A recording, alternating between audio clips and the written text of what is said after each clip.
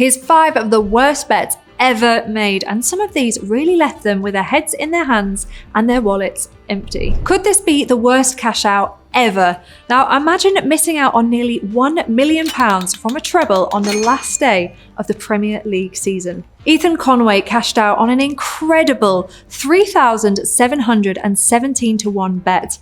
Too early. He'd put together these huge odds with just 3 bets as he took the punt on the correct scores for 3 Premier League fixtures. And he cashed out for an impressive £5,130, but he just did it 15 minutes too soon as he was just 1 goal away from an £814,000 win. It's no surprise that he played it safe, right? £5 is better than nothing. He said he was heartbroken and in disbelief. He was looking at new cars, new houses, and said he was just gutted. He was probably the saddest person to ever win £5. Now, this is a story like no other. Terren Tanabe was a businessman who inherited his family company and at one point was listed as one of the richest people in Nebraska. He became known for his high-stakes gambling in Vegas and even had a reputation for being one of the biggest spenders in the city. In 2007, Terrence lost $127 million gambling in Vegas.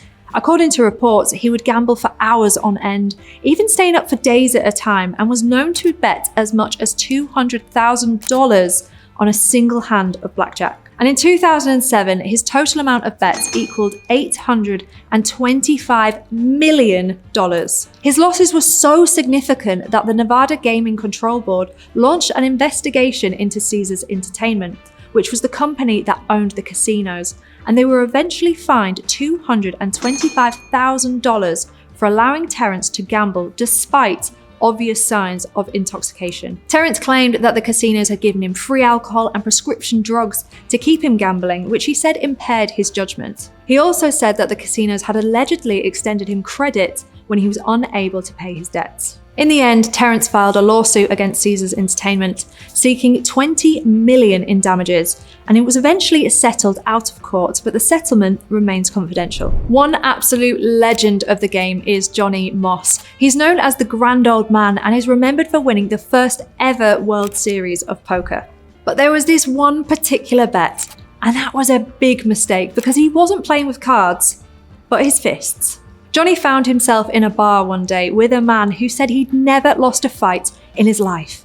And when Johnny received the proposition listed at 15 to 1, some of his friends asked him, try and knock him out. And he said, how could he refuse such odds? Needless to say, he ended up in hospital with a few broken bones. Another painful acca for this punter. Instead of taking home a life-changing £31,294, he took away just £34.68 on an 18-fold football accumulator, including wins from Fulham, Man City, Spurs, Celtic, and even Gillingham at odds of 3,129 to 1. With only 10 minutes of the games remaining, the gambler decided to play it safe and cash out early. There were still goals to be scored and little time to do it. However, just minutes after the customer hit cash out, his predictions came true.